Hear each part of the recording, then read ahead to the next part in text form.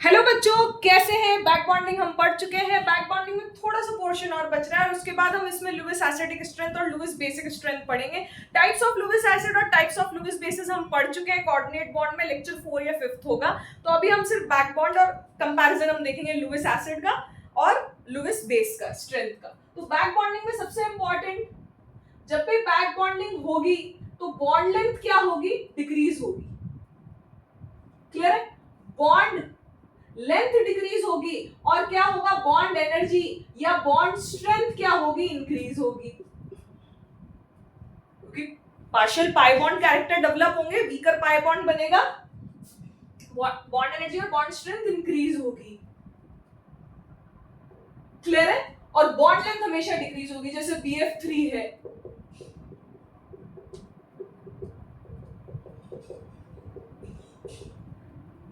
ये 2p पाई 2p पाई, तो इसकी वजह से क्या हुआ, बॉन्ड ऑर्डर क्या हुआ, बढ़ा। तो बॉन्ड ऑर्डर बढ़ा तो बॉन्ड एनर्जी भी बढ़ी। BF का बॉन्ड ऑर्डर बढ़ा ना, 1 प्लस जो एक पाई बॉन्ड है वो 3 में डिस्ट्रीब्यूट हुआ, 1/3 1/3 1/3, तो 1 प्लस 1/3 बॉन्ड ऑर्डर है, that is 4/3, that is 1.33 BF bond order. तो जब BF बॉन्ड ऑर्डर तो बॉन्ड एनर्जी बढ़ेगी, क्योंकि bond energy directly proportional to bond order, और बॉन्ड लेंथ क्या होगी, डिक्रीज होगी। इज इट क्लियर, समझ में आया। नेक्स्ट, ठीक है, तो बॉन्ड लेंथ डिक्रीज होगी, बॉन्ड एनर्जी बॉन्ड स्ट्रेंथ बढ़ेगी, प्लस बॉन्ड एंगल या तो इंक्रीज होगा, bond angle either increases. Clear है। जैसे इन case of NSiH3 whole thrice and OSiH3 whole twice, यहाँ पे जो दो लोन पेयर थे वो एक लोन पेयर यहाँ पे इफेक्टिव बैक बॉन्ड में चला गया, क्योंकि स्टेरिक क्राउडिंग क्या करती है, एक और पॉइंट है, स्टेरिक क्राउडिंग क्या करती है, एनहेंस करती है बैक बॉन्डिंग, एनहेंस करती है बैक बॉन्डिंग को, बढ़ाती है स्टेरिक क्राउडिंग। क्योंकि क्या होगा, जैसे ये दोनों एक दूसरे से जुड़ जाएंगे, sp3 हाइब्रिडाइज्ड होता है वो लोन पेयर अगर यही, तो sp3 हाइब्रिडाइज्ड में तो बॉन्ड एंगल 109 डिग्री, बट जैसे ही इनमें क्या हुआ, स्टेरिक क्राउडिंग हुई, तो बॉन्ड एंगल कहां चला जाएगा, 120 अराउंड चला जाएगा sp2 हाइब्रिडाइज्ड कार्बन ऑक्सीजन में। तो ये जो बॉन्ड एंगल है वो कितना रह जाएगा, कितना हो जाएगा, 144 degree, because of steric crowding and because of hybridisation change also. sp3 नहीं रहा, sp2 हो गया। तो इस स्टेरिक क्राउडिंग ने क्या करी, बैक बॉन्डिंग को क्या करा, एनहेंस किया, बढ़ाया, ताकि वो इफेक्टिव क्या हो, ओवरलैपिंग हो सके। क्योंकि ऑक्सीजन ज्यादा इलेक्ट्रोनेगेटिव है तो यहाँ पे पार्शियल पॉजिटिव चार्ज डेवलप हुआ। लास्ट क्लास में भी हम पढ़ चुके हैं, सिलिकॉन पे 3d ऑर्बिटल्स क्या होंगे, कॉन्ट्रैक्ट होंगे, उनकी एनर्जी कम होगी तो इफेक्टिव ओवरलैपिंग होगी। क्लियर है। Back bond is all about overlapping, bye bond है, ओवरलैपिंग जितनी अच्छी बैक बॉन्ड उतना अच्छा। ठीक है, इसमें भी हम एंगल देखेंगे 120 डिग्री रह जाएगा, sp2 हाइब्रिडाइज्ड। तो बॉन्ड एंगल या तो इंक्रीज होगा जैसे इन दोनों केसेस में है, या फिर रिमेन सेम और रिमेन सेम, ईदर इंक्रीजेस और remain same, as in case of BF3। सबसे easy example, 2p by 2p by back bond है,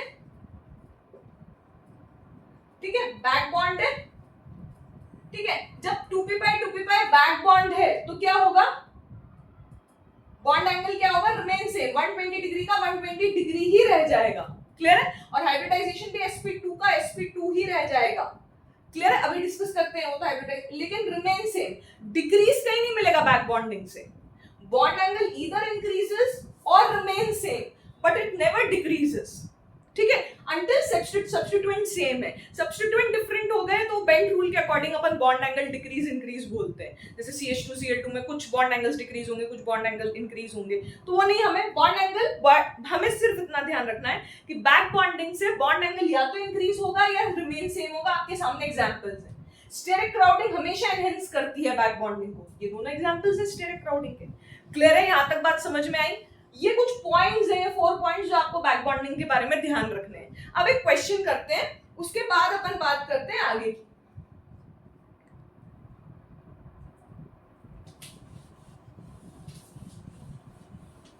चलिए आगे की अगर हम बात करें,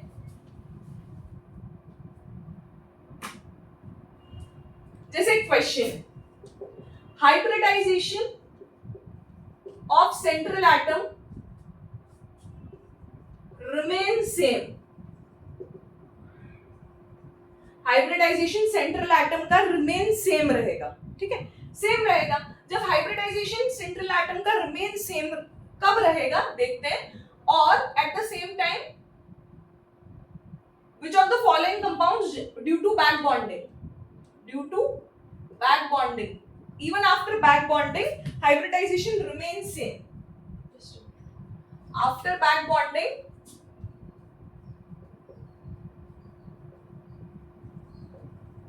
हाइब्रिडाइजेशन सेंट्रल एटम का रिमेन सेम। तो ये स्टेटमेंट वैलिड किन कंपाउंड्स के लिए है हमें ये पता करना है, ठीक है। Even after back bonding hybridisation of central atom remain same, ठीक है। तो which of the following compounds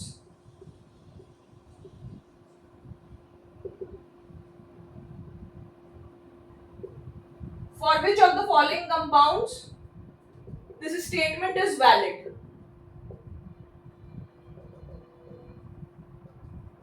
ठीक है। नेक्स्ट जैसे NSiH3 होल थ्राइस, यहां पे हाइब्रिडाइजेशन चेंज हो जाता है सेंट्रल एटम का बैक बॉन्डिंग के बाद, ठीक है। sp3 होना चाहिए था क्योंकि एक लोन पेयर और 3 बॉन्ड पेयर्स तो 4, लेकिन वो 3 बॉन्ड पेयर्स में ही चेंज हो जाता है तो sp2 हो जाता है और आपका हाइब्रिडाइजेशन चेंज हो जाता है। इसमें भी आपका हाइब्रिडाइजेशन चेंज हो जाता है, लेकिन CCl3 प्लस और सिंगलेट कार्बीन CFCC ये ले लो, CF2 ले लो, सिंगलेट कार्बीन नहीं है, तो इन दोनों में हाइब्रिडाइजेशन चेंज नहीं होता है। इसमें भी sp3 से sp2 हो जाएगा, लेकिन अगर हम CCl3 प्लस की बात करें तो यहां पे क्लोरीन के पास लोन पेयर है और इसके पास एक वेकेंट ऑर्बिटल है, तो ये बैक बॉन्ड दिख रहा है आपको, तो बैक बॉन्ड के बाद इसका हाइब्रिडाइजेशन में कोई अंतर नहीं है, sp2 का sp2 ही है। क्लियर है। इसी तरीके से CF2 की अगर हम बात करें तो ये लोन पेयर है, ये एक वेकेंट ऑर्बिटल है, तो ये इसमें फिल कर देगा, तो 1 2 3 पहले भी sp2 था अभी भी sp2 है, तो CF2 और CCl3 में हाइब्रिडाइजेशन चेंज नहीं हुआ बैक बॉन्डिंग की वजह से भी, लेकिन यहाँ बैक बॉन्डिंग की वजह से हाइब्रिडाइजेशन चेंज हो गया, sp2 का sp2, यहाँ पे भी sp2 का sp2, सिंगलेट कार्बीन नहीं है। Is it clear? समझ में आया? क्लियर है? चलिए नेक्स्ट,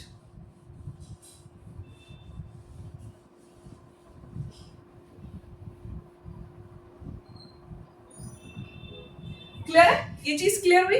अच्छा, एक और बात, नेक्स्ट एक और बात, आफ्टर हमें पता है कि एक्सेप्टर एटम सेंट्रल एटम है। पहली बात तो central atom involve in back bonding,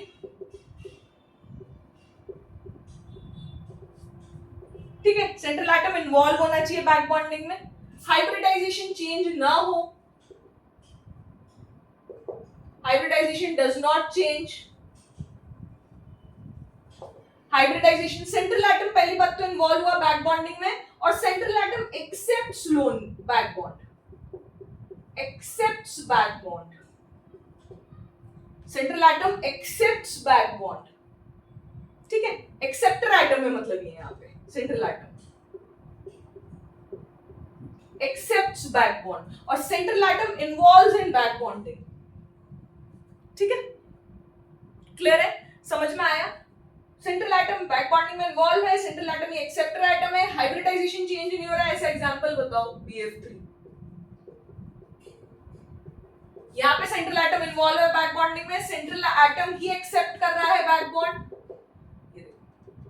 clear है? क्लियर है? क्लियर है? और हाइब्रिडाइजेशन sp2 का sp2 ही है, sp2 का sp2 ही है, क्लियर है? यहां तक की कहानी समझ में आई?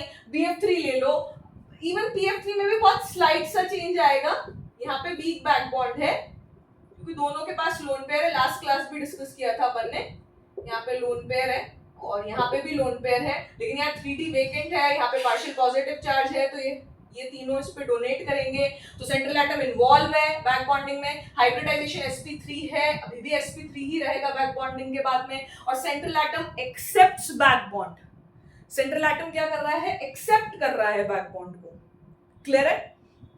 तो जब सेंट्रल एटम एक्सेप्ट कर रहा है बैक बॉन्ड को तो sp3 का sp3 ही है, बॉन्ड एंगल चेंज होगा बट बहुत स्लाइट होगा, क्लियर है, क्योंकि वीक बैक बॉन्ड है तो ये कह सकते हैं। और हाइब्रिडाइजेशन चेंज नहीं हो रहा है, क्लियर है। तो पीएफ3 में भी हाइब्रिडाइजेशन चेंज नहीं हो रहा है।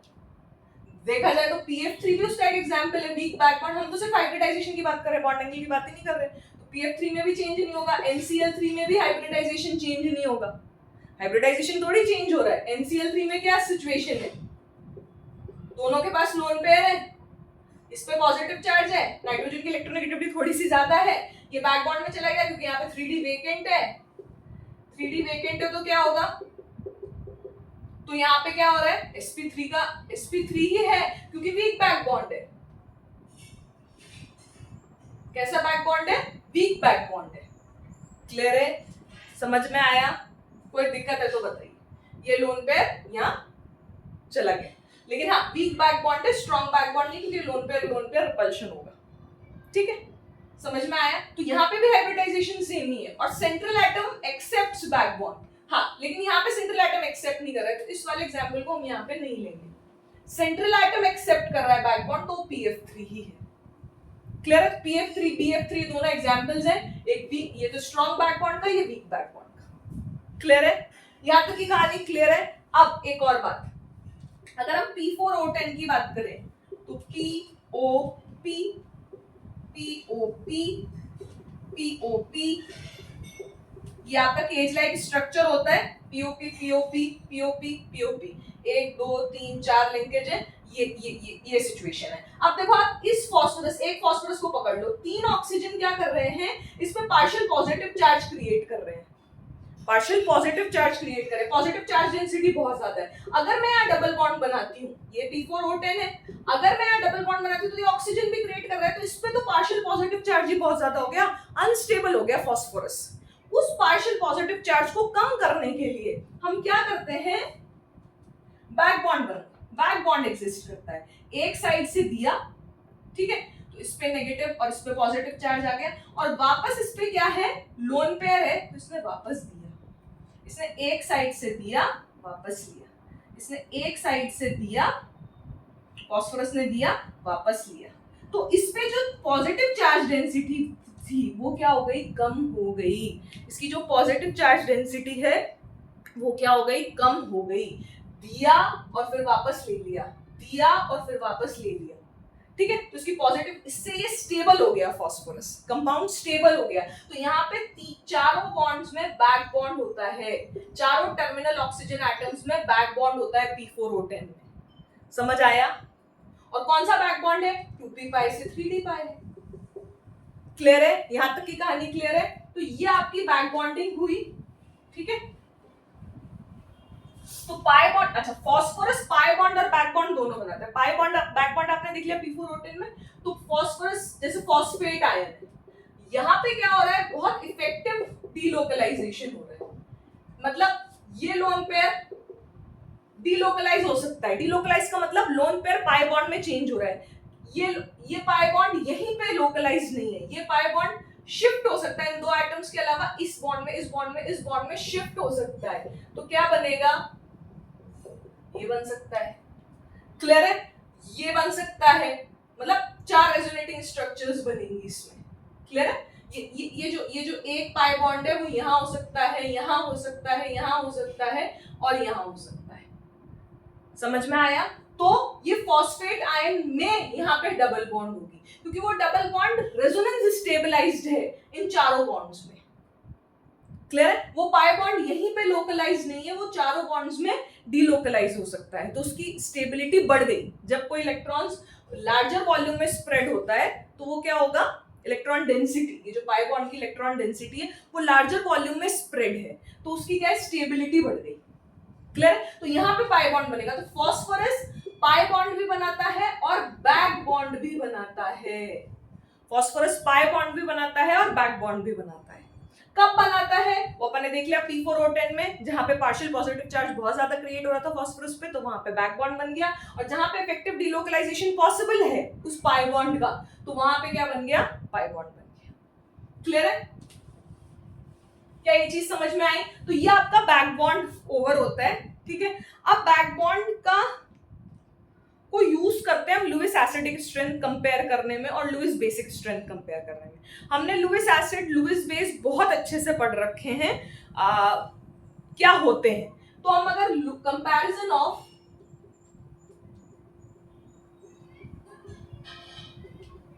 लुईस एसिडिक स्ट्रेंथ,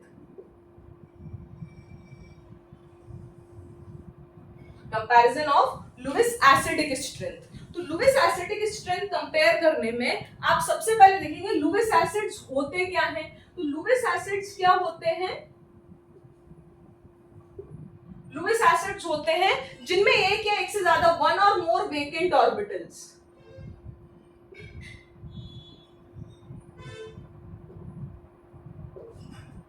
एक या एक से ज्यादा वेकेंट ऑर्बिटल्स होते हैं। Is it clear? ठीक है।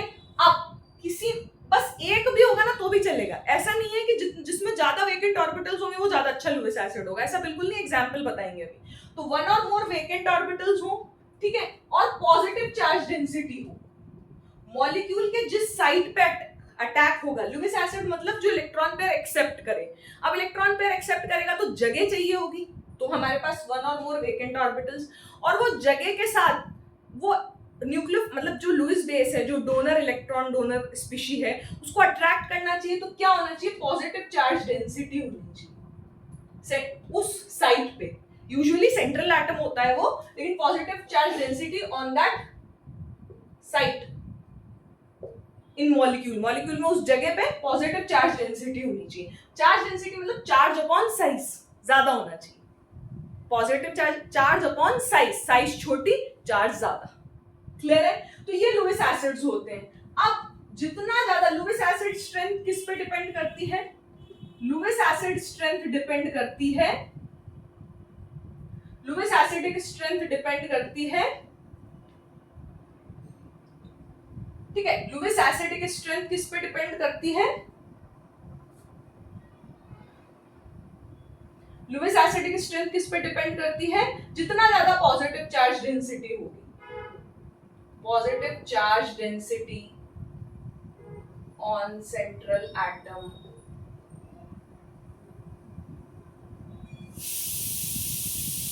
ठीक है। लुईस एसिडिक स्ट्रेंथ किस पे डिपेंड करती है, पॉजिटिव चार्ज डेंसिटी। जितनी चार्ज डेंसिटी ज्यादा, जैसे जैसे ये पहली चीज है, बहुत सारे फैक्टर्स पे डिपेंड करती है, ठीक है, लुईस एसिडिक स्ट्रेंथ। लेकिन हमें सबसे पहले क्या पढ़ना है, सबसे पहले हमें क्या पढ़ना है बेटा, पॉजिटिव चार्ज डेंसिटी पढ़नी है, ठीक है। अब लुईस एसिडिक स्ट्रेंथ ये फर्स्ट पॉइंट है।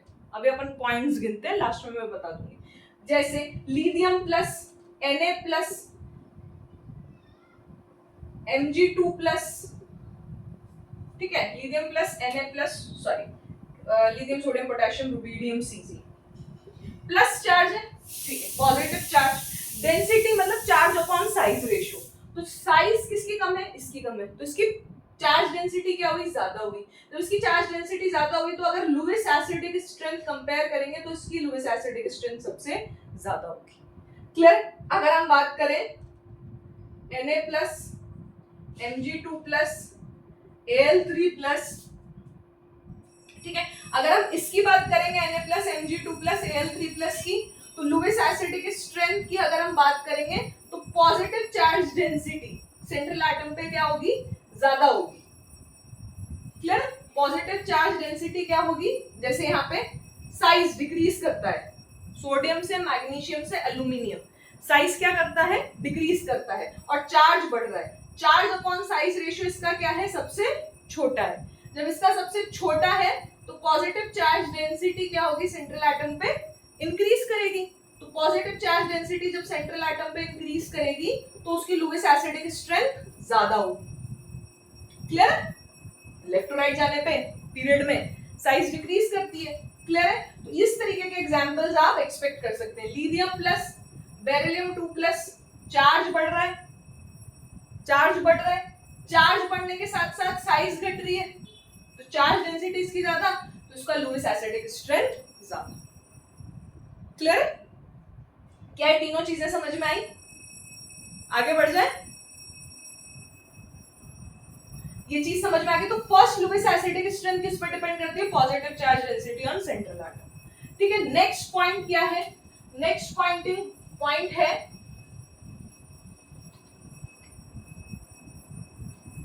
Back bonding. अगर किसी में बैक बॉन्डिंग है तो उसकी लुईस, भाई जब अंदर मॉलिक्यूल के अंदर ही इलेक्ट्रॉन डेफिशिएंसी खत्म हो रही है तो वो बाहर से क्यों मांगेगा? तो जिसमें बैक बॉन्डिंग स्ट्रांग है उसकी लुईस एसिडिक स्ट्रेंथ क्या है? कम।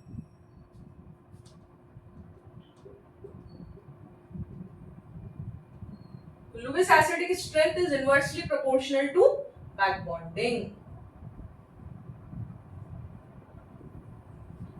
बैक बॉन्डिंग ज्यादा, लुईस एसिडिक स्ट्रेंथ कम। बैक बॉन्डिंग ज्यादा, लुईस एसिडिक स्ट्रेंथ कम। अब बैक बॉन्डिंग एफिशिएंट कब होती है? जब एक्सेप्टर एटम सेकेंड पीरियड का, when acceptor atom is of second period.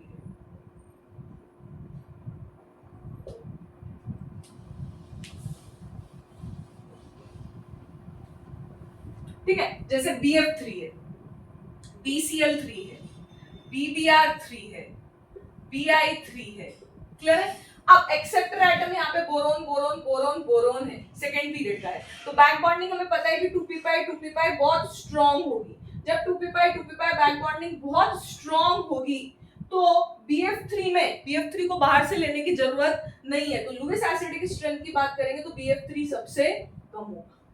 Lewis acid मतलब वो बहुत वीक लुईस एसिड होगा, ये बहुत स्ट्रॉन्ग होगा। इसी तरीके से अगर हम BeF2, BCl2, BBr2, Bi2 की बात करेंगे तो यहाँ पे भी वही केस है कि यहाँ पे 2p बैक बॉन्डिंग बहुत स्ट्रॉन्ग है, और बैक बॉन्डिंग जब बहुत स्ट्रॉन्ग है तो क्या होगा? ये इसका लुईस एसिडिक स्ट्रेंथ सबसे कम होगा। Lewis acidic strength positive charge density पे भी डिपेंड करता है, सेंट्रल एटम की, मतलब जो भी साइट है वो यूजुअली सेंट्रल एटम होता है, और बैक बॉन्डिंग पे भी डिपेंड करता है। कैसे डिपेंड करता है? आपके सामने। Third point Lewis acidic strength का क्या होगा?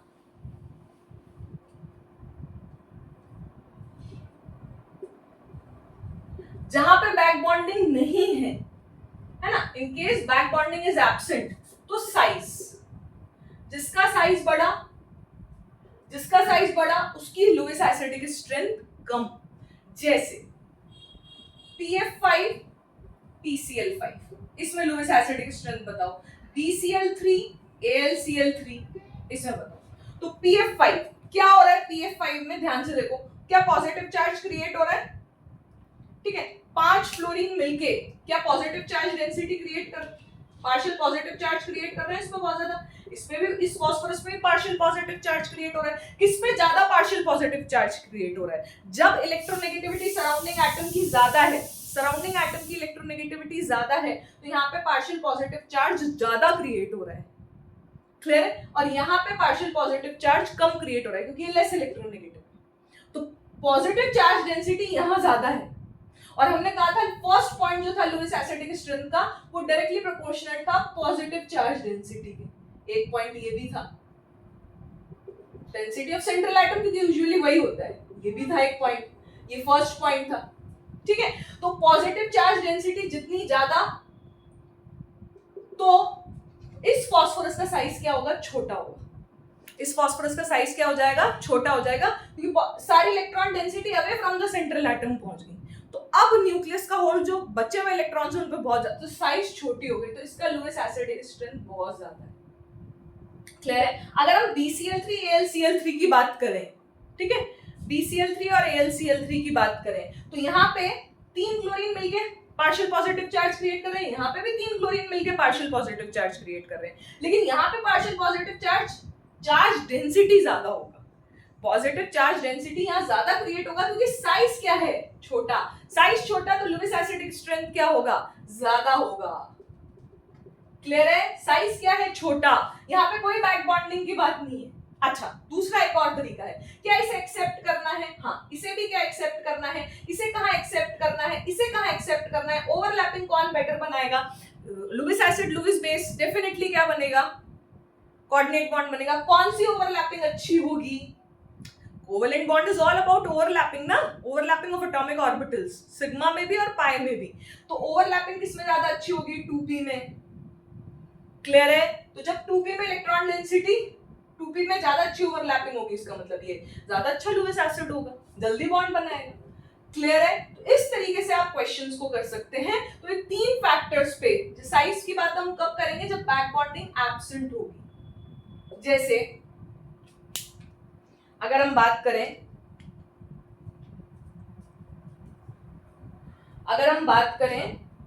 PCl5, SiCl4, AlCl3, SF6 की अगर हम बात करें, तो SF6 की तो हमें बात ही नहीं करनी, क्योंकि काइनेटिक इनर्टिस को तो देखते ही ये इनर्ट टू हाइड्रोलिसिस, पानी में अगर हम तो ये हाइड्रोलाइज नहीं होगा, वाटर को आने की जगह ही नहीं है, सल्फर को सब तरफ से फ्लोरीन ने घेर रखा है, वाटर कहीं से आ ही नहीं सकता। जब वाटर कहीं से आ ही नहीं सकता तो क्या होगा, काइनेटिक इनर्ट होगा, हाइड्रोलिसिस होगा ही नहीं, मतलब ये अच्छा नॉट अ लुइस एसिड, ये लुइस एसिड ही नहीं है। अब 5 क्लोरीन मिलके इसमें पॉजिटिव चार्ज क्रिएट कर रहे हैं, क्लियर? 4 क्लोरीन मिलके यहाँ पे पॉजिटिव चार्ज क्रिएट कर रहे हैं, 3 क्लोरीन मिलके पॉजिटिव चार्ज क्रिएट कर रहे हैं, और लेफ्ट टू राइट जाने पे एल्यूमिनियम, सिलिकॉन, फास्फोरस, साइज क्या हो रही है, डिक्रीज, और पॉजिटिव चार्ज भी कहाँ जाता है, इस फास्फोरस को, तो ये अच्छा लुइस एसिड हो गया।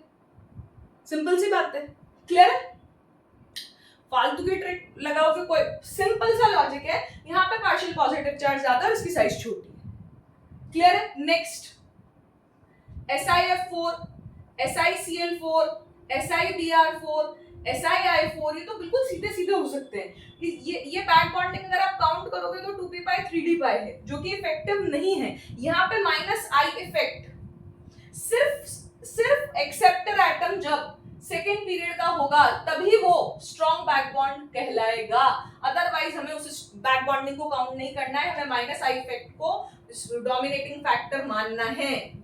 सिर्फ एक्सेप्टर एटम सेकेंड पीरियड का होगा तभी हम स्ट्रॉन्ग बैक बॉन्ड मानेंगे। जितनी ज्यादा स्ट्रॉन्ग बैक बॉन्ड उसका लुइस एसिडिक स्ट्रेंथ उतना कम। यहाँ पे बैक बॉन्ड को हम प्रेफरेंस नहीं देंगे, यहाँ पे -I इफेक्ट को प्रेफरेंस देंगे। फ्लोरीन ज्यादा इलेक्ट्रोनेगेटिव है, ज्यादा पॉजिटिव चार्ज क्रिएट करेगा, तो उसका लुइस एसिड कैरेक्टर भी ज्यादा होगा। Is it clear? यहाँ तक समझ में आया? तो ये कुछ एग्जाम्पल्स हैं जो लुइस एसिडिक कैरेक्टर के हैं, ठीक है। और अगर देखें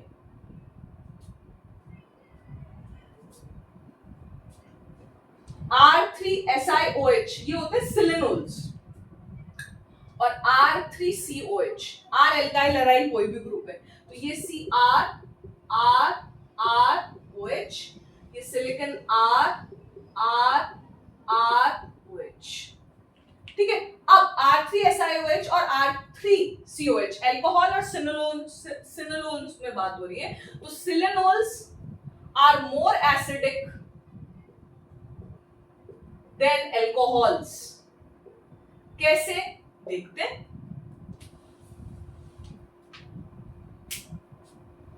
क्या हो रहा है, जब यहां पे ये चला जाएगा, ये O- और ये चला जाएगा, तो यहां पे जो O- है वो स्टेबलाइज्ड है, जो कॉन्जुगेट बेस बनेगा। H+ कौन जल्दी देगा? जिसका कॉन्जुगेट बेस ज्यादा स्टेबल होगा। तो ये जो O- है ये 2p पाई, इसके पास 3d है, इसके पास वेकेंट 3d है, ये 2p है, तो 2p पाई 3d पाई बैक बॉन्डिंग जिसमें होगी, तो यहाँ बैक बॉन्डिंग है तो ये नेगेटिव चार्ज स्टेबलाइज है, नेगेटिव चार्ज स्टेबलाइज है मतलब ये कॉन्जुगेट बेस स्टेबलाइज है, नेगेटिव चार्ज स्टेबलाइज है मतलब ये कॉन्जुगेट बेस स्टेबलाइज है, मतलब ये H+ जल्दी देगा, तो इसकी एसिडिक स्ट्रेंथ ज्यादा हुई। यहाँ पे कार्बन के पास जगह नहीं है इस नेगेटिव चार्ज को स्टेबलाइज करने की, तो सिलिनोल्स मोर एसिडिक होते हैं देन एल्कोहल्स। क्लियर है? यहाँ तक की कहानी समझ में आनी चाहिए। क्लियर है बेटा? आगे बढ़ जाए। ये आपका लुइस एसिडिक स्ट्रेंथ कंप्लीट होता है, ठीक है। अब अपन बात करेंगे नेक्स्ट लुइस बेसिक स्ट्रेंथ की, ठीक है। अब लुइस बेसिक स्ट्रेंथ क्या होता है वो भी देख लेते हैं। जिसके पास इलेक्ट्रॉन रिच स्पीशीज होने चाहिए लुइस बेसिस, भाई इलेक्ट्रॉन होने चाहिए ना, देना है इनको, देने का काम करना है। तो पहली बात तो इनकी डोनेटिंग एबिलिटी होनी चाहिए। डोनेटिंग एबिलिटी कब होगी? जब इनके पास लोन पेयर होंगे, तो इलेक्ट्रॉन रिच स्पीशीज हुए ये। अब इलेक्ट्रॉन रिच स्पीशीज में डेफिनेटली कोई नेगेटिव पार्ट होगा, कोई इलेक्ट्रोनेगेटिविटी डिफरेंस की वजह से कोई नेगेटिव पार्ट होगा मॉलिक्यूल में, कोई पॉजिटिव पार्ट होगा। नेगेटिव पार्ट पे लोन पेयर भी हो तो देने की टेंडेंसी ज्यादा रखेगा। तो electron rich species in which negatively charged, ठीक है, साइट या कह सकते हैं negatively charge central atom usually donate one और मोर लोन पेयर। जिसमें एक या एक से ज्यादा लोन पेयर हो और उनकी टेंडेंसी हो उसे डोनेट करने की, tendency to donate lone pair. अच्छा, लास्ट में हमने कहा था ना कि BCl3 में तो एक ही वेकेंट ऑर्बिटल है और AlCl3 में तो 3d भी है, ठीक है। sp2 हाइब्रिडाइज्ड है तो p तो खाली है, इसमें बहुत सारे वेकेंट ऑर्बिटल्स हैं, बट फिर भी इसकी लुईस एसिडिक टेंडेंसी ज्यादा हुई, मतलब नंबर ऑफ वेकेंट ऑर्बिटल्स से लुईस एसिडिक स्ट्रेंथ का कोई लेना देना नहीं है, ठीक है। तो लुईस बेसिक स्ट्रेंथ क्या हुआ, वन और मोर लोन पेयर, ठीक है, और tendency to donate lone pair, ठीक है। अब इलेक्ट्रॉन रिच स्पीशीज होंगे in which negatively charged atom, usually central atom, उसमें एक एक से, जैसे NH3 हो गया, है ना, ये सब अपन पढ़ चुके हैं कोऑर्डिनेट बॉन्ड में। इनके पास एक एक से ज्यादा लोन पेयर है, ROH हो गया, ये सब क्या है, लुईस बेसिस है।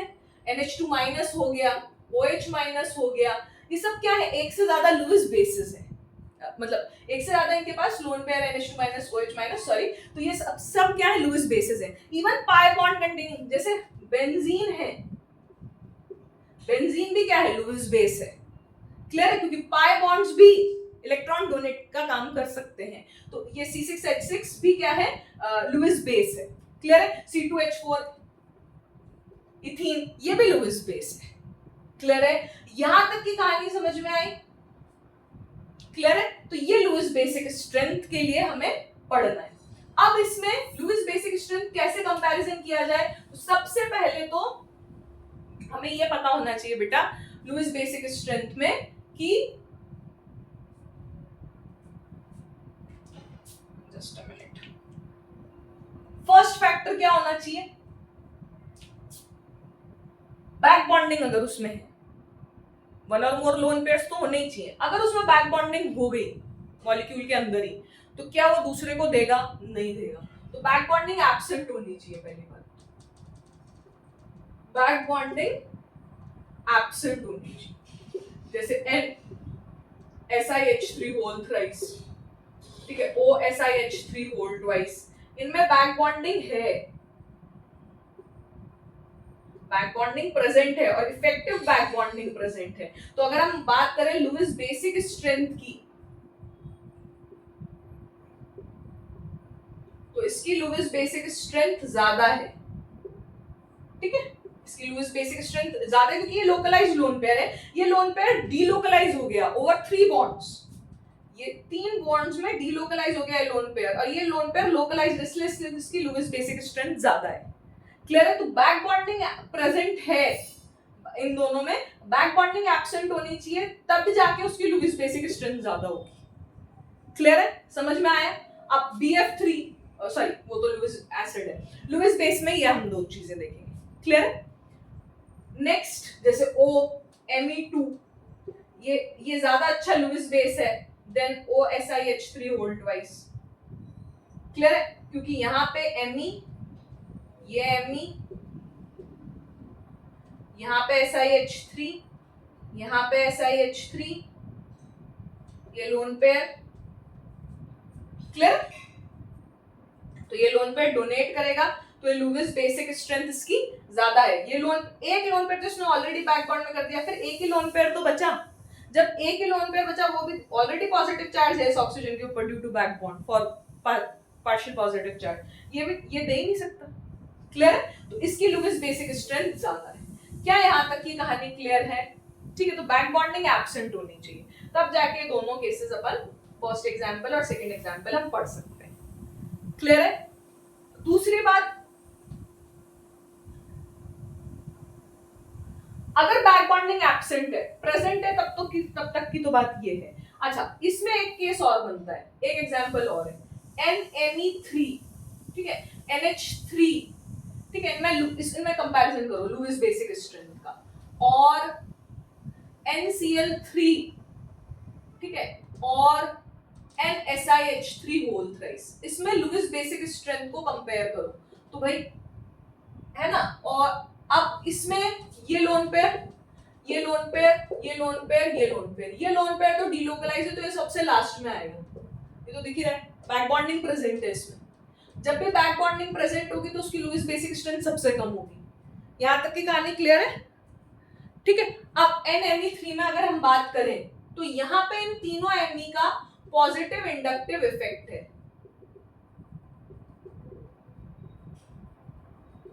ये NMe Me Me, ठीक है, ये MECH3 का पॉजिटिव इंडक्टिव इफेक्ट है। तो यहाँ पे क्या आएगा, नेगेटिव चार्ज आएगा, नेगेटिव चार्ज आएगा, और नेगेटिव चार्ज आएगा तो क्या होगा, इसकी देने की टेंडेंसी क्या होगी, ज्यादा होगी। सारी इलेक्ट्रॉन डेंसिटी कहाँ शिफ्ट हो गई, पुश हो गई नाइट्रोजन के पास, NH3 से ज्यादा होगी। इलेक्ट्रोनेगेटिविटी डिफरेंस तो यहाँ ज्यादा है, लेकिन इलेक्ट्रोनेगेटिविटी डिफरेंस को कौन ओवरकम कर देगा, Me का inductive effect, positive inductive effect. तो यहाँ पे नेगेटिव चार्ज, तो यहाँ पे इसकी डोनेटिंग टेंडेंसी होगी, लेकिन इसकी ज्यादा होगी। ठीक है, अब NH3 और NCl3 की बात करते हैं। यहाँ पे इलेक्ट्रोनेगेटिविटी डिफरेंस ऑलमोस्ट कम है, फिर भी नेगेटिव चार्ज यहाँ है, यहाँ पॉजिटिव चार्ज है, तो इसकी देने की टेंडेंसी इसकी भी है, लेकिन इसकी कम है, इसकी ज्यादा है। और इसकी तो फिर भी है, इसकी तो बिल्कुल नहीं, क्योंकि तो लोन पेयर ही डिलोकलाइज हो गया बैक बॉन्डिंग प्रेजेंट में, तो ये तो देगा ही नहीं। इन तीनों में देने का रेट ये है, इसका सबसे ज्यादा, फिर इसका, फिर इसका। तो ये लुईस बेस स्ट्रेंथ है। क्लियर है, समझ आया? एक और क्वेश्चन करते हैं। ये सब बैक बॉन्डिंग के ऊपर बेस्ड है। OET होल ट्वाइस, OH2 मतलब पानी, OCl2, क्लियर है, और फिर OSiH3 होल ट्वाइस। इनमें अगर लुईस बेसिक स्ट्रेंथ की बात करें तो कैसे देखेंगे?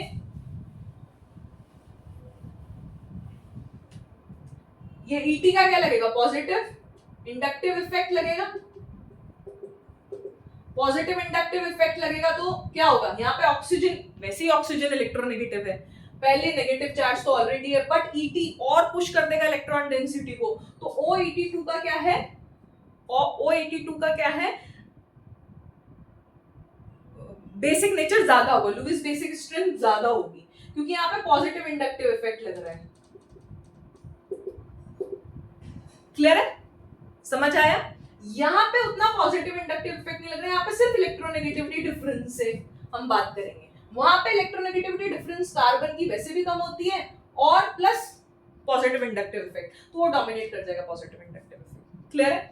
वाटर, यहाँ पे Cl, यहाँ पे इलेक्ट्रोनेगेटिविटी डिफरेंस ज्यादा है, यहाँ पे इलेक्ट्रोनेगेटिविटी डिफरेंस बहुत कम है, 3, ये 3.5, ये 3, ये 2.1, तो ये अपने साइड खींच लेगा, ये इतना नहीं खींच पाएगा, तो डेफिनेटली इसकी लुईस बेसिक स्ट्रेंथ ज्यादा, और इसमें इसकी ज्यादा, क्योंकि ये तो एक लोन पेयर तो इन्वॉल्व है इफेक्टिव पाई बॉन्ड में, बैक बॉन्ड में, तो ये तो देगा नहीं दूसरा, और ये कंपैरेटिवली ज्यादा देगा, तो ये लुईस बेसिक स्ट्रेंथ है।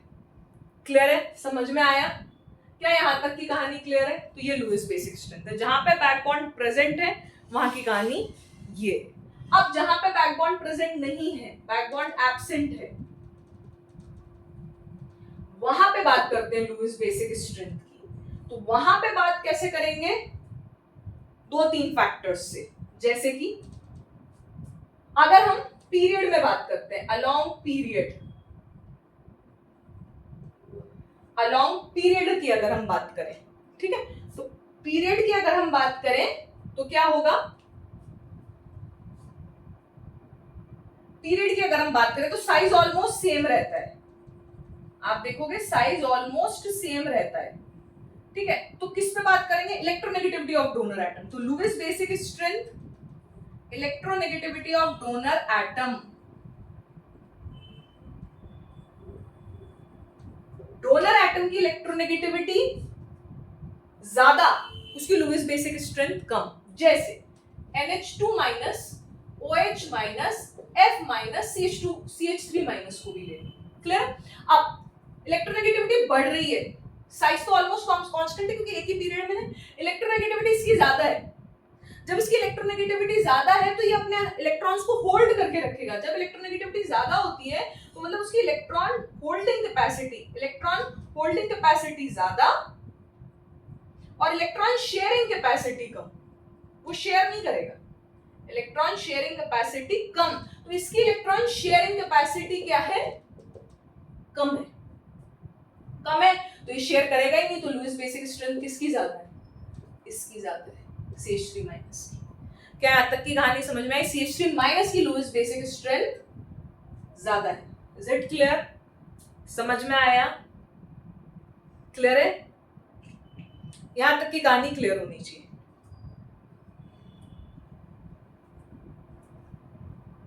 क्लियर है?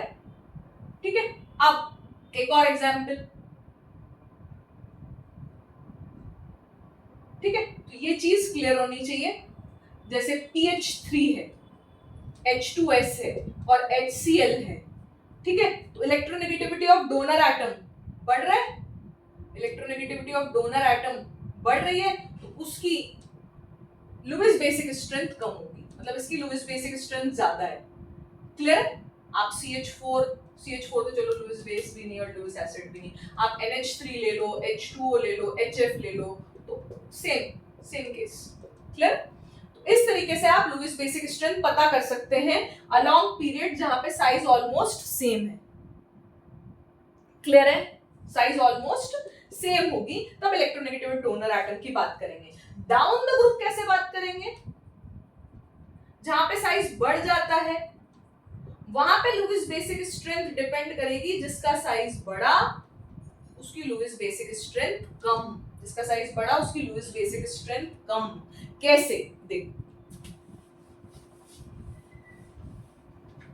आप NH3 लो, PH3 लो, ये क्लियर। अब यहां पे लोन पेयर कहां है? यहाँ पे लोन पेयर नाइट्रोजन पे है, यहाँ फॉस्फीन पे है, आर्सीन पे है, आर्सेनिक पे है, एंटीमनी पे है, बिस्मथ पे है। Clear? Lone pair electron density क्या है? स्मॉलर एटम पे है। यहाँ पे इलेक्ट्रॉन डेंसिटी क्या है? बिगर एटम पे, बिगर एटम पे है। क्लियर है? अब बिगर एटम पे इलेक्ट्रॉन डेंसिटी होने का मतलब जब ये ओवरलैप करेगा किसी के साथ तो ये बिगर एटम्स ओवरलैप करेंगे। क्या बिगर एटम्स अच्छे से ओवरलैप कर पाते हैं? नहीं, हमें हमेशा स्मॉलर, तो इनकी लुईस बेसिक टेंडेंसी कम हो गई। एक तरीका तो ये है। दूसरी जगह ये जो लोन पेयर है वो बिगर एटम पे डिस्पर्स है, मतलब इलेक्ट्रॉन क्लाउड बिगर एटम पे डिस्पर्स है, तो चार्ज डेंसिटी जो negative charge density, electrons are negatively charge, तो नेगेटिव चार्ज डेंसिटी क्या है? कम। चार्ज अपॉन वॉल्यूम क्या है? कम। तो देने की टेंडेंसी क्या होगी? कम, क्योंकि पर यूनिट वॉल्यूम इलेक्ट्रॉन्स है ही कम बिगर एटम पे, तो उसकी देने की टेंडेंसी, ओवरलैपिंग टेंडेंसी क्या हो जाएगी? कम। इसलिए साइज बढ़ गया, लुईस बेसिक स्ट्रेंथ, साइज बढ़ गया, लुईस बेसिक स्ट्रेंथ घट गई। क्लियर है? साइज बढ़ गया, लुईस बेसिक स्ट्रेंथ क्या हो गई? घट गई। क्लियर है? इसी तरीके से अगर मैं OH माइनस की बात करूं और SH माइनस की बात करूं तो लुईस बेसिक स्ट्रेंथ किसकी ज्यादा होगी? OH माइनस की होगी, क्योंकि यहाँ पे नेगेटिव चार्ज कहाँ है? बिगर एटम पे डिस्पर्स है। इलेक्ट्रॉन क्लाउड डेंसिटी या नेगेटिव चार्ज डेंसिटी क्या है? कम है, पर चार्ज अपॉन वॉल्यूम कम है, तो उसकी ओवरलैपिंग टेंडेंसी क्या होगी? लुईस एसिड के साथ कम होगी। क्लियर है? समझ आया? फिर और कैसे डिस्कस करेंगे? ठीक है, दूसरा और कैसे? ठीक है, H2O, H2S, H2SE, ये भी ये होगा लुईस बेसिक स्ट्रेंथ, वो एक ही बात है। ठीक है, अब एक और पॉइंट इसमें आता है कि if donor atom is same,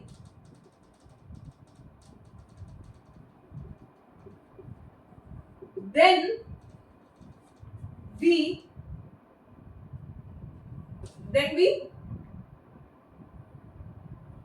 see the surrounding atoms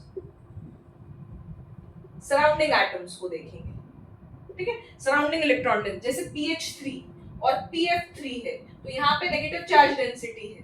clear? Phosphorus पे यहाँ पॉजिटिव चार्ज डेंसिटी है। इस फास्फोरस की देने की टेंडेंसी कम है, क्योंकि फ्लोरीन ऑलरेडी खींच रहे हैं, तो इसकी देने की टेंडेंसी कम है, बल्कि पार्शियल पॉजिटिव चार्ज है। लेकिन यहाँ हाइड्रोजन नहीं खींच रहा है, तो इसकी लुईस बेसिक स्ट्रेंथ ज्यादा। अगर हम बात करें NH3, Ni3, NBr3, NCl3, NF3, इस पे तो पॉजिटिव चार्ज है, फ्लोरीन इसको जीने नहीं देगा, तो ये डोनर एटम सेम है। क्लियर है? तो इस नाइट्रोजन पे पॉजिटिव चार्ज है, जब इस नाइट्रोजन पे पॉजिटिव चार्ज है तो उसकी देने की टेंडेंसी सबसे कम हुई। क्लियर है? अभी भी इस नाइट्रोजन पे अब ये नेगेटिव चार्ज हो गया, और नेगेटिव चार्ज हो गया, क्योंकि नाइट्रोजन फ्लोरीन में इलेक्ट्रोनेगेटिव डिफरेंस बहुत कम है, तो यहाँ पे कम नेगेटिव चार्ज आएगा। यहाँ पे इलेक्ट्रोनेगेटिव डिफरेंस ज्यादा है, यहाँ ज्यादा नेगेटिव, यहाँ पे और ज्यादा है, ज्यादा नेगेटिव आएगा, और ज्यादा, मतलब सारी इलेक्ट्रॉन डेंसिटी नाइट्रोजन की तरफ शिफ्ट होती जा रही है। जब इलेक्ट्रॉन डेंसिटी नाइट्रोजन की तरफ शिफ्ट होती जा रही है, उसकी डोनेटिंग टेंडेंसी बढ़ती जाएगी।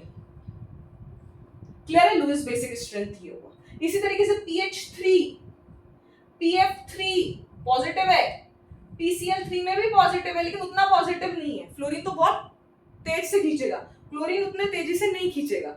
PBr3 ब्रोमीन भी इतने तेजी से नहीं खींचेगा, और कम तेजी से खींचेगा, मतलब पार्शियल पॉजिटिव चार्ज कम आएगा। क्लियर है? फिर Pi3 ये और कम तेजी से खींचेगा, और लास्ट यहाँ पे तो नेगेटिव चार्ज आ जाएगा। तो लुईस बेसिक स्ट्रेंथ सबसे ज्यादा किसकी होगी? PH3 की होगी। क्या यहाँ तक की कहानी समझ में आती है आप लोगों को? तो ये डोनर एटम सेम है, phosphorus phosphorus, nitrogen nitrogen nitrogen nitrogen, phosphorus phosphorus phosphorus phosphorus phosphorus. तो we see the surrounding atoms, surrounding atoms हम देखेंगे। सराउंडिंग एटम की इलेक्ट्रोनेगेटिविटी ज्यादा है तो खुद ही खींच के रखेगा, तो फिर सेंट्रल एटम पे क्या होगा? सेंट्रल एटम पे जोर पड़ेगा तो देने की टेंडेंसी कम करेगा। क्लियर है? तो ये आपका है। अगर बैक बॉन्डिंग प्रेजेंट है तो अलग तरीके से देखना है, बैक बॉन्डिंग एब्सेंट है तो इन पीरियड अलग तरीके से देखना है, इलेक्ट्रोनेगेटिविटी से देखना है, और इन ग्रुप हमें देखना है साइज से। तो ये आपका लुईस बेसिक स्ट्रेंथ हुआ। क्लियर है? और लुईस एसिडिक स्ट्रेंथ भी पार्शियल पॉजिटिव चार्ज पे, पॉजिटिव चार्ज डेंसिटी बोल लो, पार्शियल पॉजिटिव चार्ज, ठीक है, चार्ज डेंसिटी पे। नेक्स्ट बैक बॉन्डिंग अगर है तो वो लुईस एसिड अच्छा नहीं है। और बैक बॉन्डिंग कब अच्छी होती है? जब एक्सेप्टर एटम सेकंड पीरियड का, most of the time. Clear है? एक्सेप्टर एटम भी सेकंड पीरियड का हो और सराउंडिंग एटम भी सेकंड पीरियड का हो, ठीक है, तब उसमें सबसे इफेक्टिव होगी, बाकी में नहीं होगी। ठीक है? और अगर बैक बॉन्डिंग एब्सेंट है तो साइज से देखेंगे वहां पे लुईस एसिडिक स्ट्रेंथ। ठीक है? एक और क्वेश्चन बनता है, जैसे SF6, SEF6, TEF6, इसमें लुईस एसिड कौन अच्छा है? तो ये तो काइनेटिक इनर्ट है, तो लुईस एसिड ही नहीं है। ये तो काइनेटिक इनर्ट है, ये तो लुईस एसिड ही नहीं है। ठीक है? यहाँ पे साइज बढ़ता जा रहा है, तो पॉजिटिव चार्ज, अच्छा साइज बढ़ता जा रहा है, पॉजिटिव चार्ज तो यहाँ सबसे ज्यादा है जो अभी अपन ने पढ़ा, क्योंकि साइज छोटा सबसे ज्यादा सल्फर का है, लेकिन उसके पास जगह नहीं अटैक करने की। फ्लोरीन ने इतना उसे सराउंडिंग एटम से ऑक्युपाई कर रखा है, लेकिन सेलेनियम और टेलुरियम में साइज बढ़ गया। साइज बढ़ने से क्या हो गया? जगह है वो वाटर का अटैक करने की। क्लियर है? तो यहाँ पे रेट ऑफ हाइड्रोलिसिस बोल लें, जैसे हाइड्रोलिसिस में भी पढ़ेंगे, तो रेट ऑफ हाइड्रोलिसिस बोल लें, या फिर वाटर का अटैक किस पे सबसे अच्छे से होगा? TEF6 पे सबसे अच्छे से होगा। क्लियर? इनके प्रोडक्ट्स भी अलग अलग बनते हैं, वो अपन डिस्कस करेंगे हाइड्रोलिसिस में। क्लियर है? और देखें SiCl4 और CCl4 कौन अच्छा लुईस एसिड है? ये तो लुईस एसिड ही नहीं है, ये तो लुईस एसिड ही नहीं है, ये लुईस एसिड है। क्लियर? क्योंकि इसके पास पॉजिटिव चार्ज भी आएगा और इसके पास वेकेंट 3D ऑर्बिटल्स भी हैं। क्लियर? नेक्स्ट अगर हम बात करें NF3NCl3, देखो NF3NCl3 NBr3, ये पहली बात तो नया, अच्छा नाइट्रोजन पे पॉजिटिव चार्ज है। जब इस नाइट्रोजन पे पॉजिटिव चार्ज है तो NF3 तो लुईस एसिड ही नहीं है ना, ये लुईस बेस अच्छा, क्योंकि पॉजिटिव चार्ज है तो इसकी डोनेटिंग टेंडेंसी क्या है? कम, और जगह तो है ही नहीं ना, फ्लोरीन के पास है, नाइट्रोजन के पास है, तो it is not a Lewis acid. Clear है? अगर हम NCl3 NBr3 की बात करते हैं तो यहां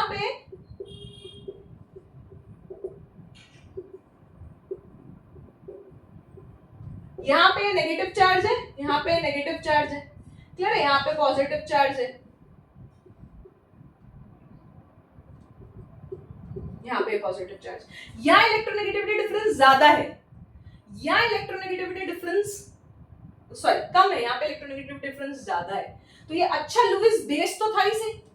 NCl3 NBr3 में अगर लुईस बेस स्ट्रेंथ देखो तो ये NBr3 ज्यादा अच्छा था, और लुईस एसिडिक स्ट्रेंथ देखो तो ज्यादा पार्शियल पॉजिटिव चार्ज कहाँ क्रिएट हो रहा है? इस Br पे। तो ये ज्यादा अच्छा लुईस एसिड है। अगर लुईस एसिडिक स्ट्रेंथ देखें तो ये Br, यहाँ पे सेंट्रल एटम लुईस एसिड नहीं है, तो ब्रोमीन ज्यादा अच्छा लुईस एसिड है, ब्रोमीन साइड NBr3 ज्यादा अच्छा लुईस एसिड है। क्लियर है? तो कुछ कंपाउंड्स लुईस एसिड भी होते हैं और लुईस बेस भी होते हैं। यहाँ पे नाइट्रोजन साइड जो है वो लुईस बेस का काम करेगी। क्लियर है? और ब्रोमीन साइट और क्लोरीन साइट जो है वो लुईस एसिड का काम करेगी। यहाँ पे ज्यादा पार्शियल पॉजिटिव चार्ज आएगा, इसलिए NBr3 ज्यादा अच्छा लुईस एसिड है। क्लियर है? तो इस टाइप से आप क्वेश्चंस कर सकते हैं लुईस एसिड लुईस बेस पे। क्लियर है? बैक बॉन्डिंग देखना है, बैक बॉन्डिंग अगर अच्छी होगी तो ना वो अच्छा लुईस एसिड है ना वो अच्छा लुईस बेस है। बाकी आप साइज पे बात कर सकते हैं। तो इस तरीके से आपको क्वेश्चन डील करने हैं, यही तरीका है। ठीक है, नेक्स्ट टॉपिक ब्रिज बॉन्ड अपन स्टार्ट करेंगे। Thank you so much.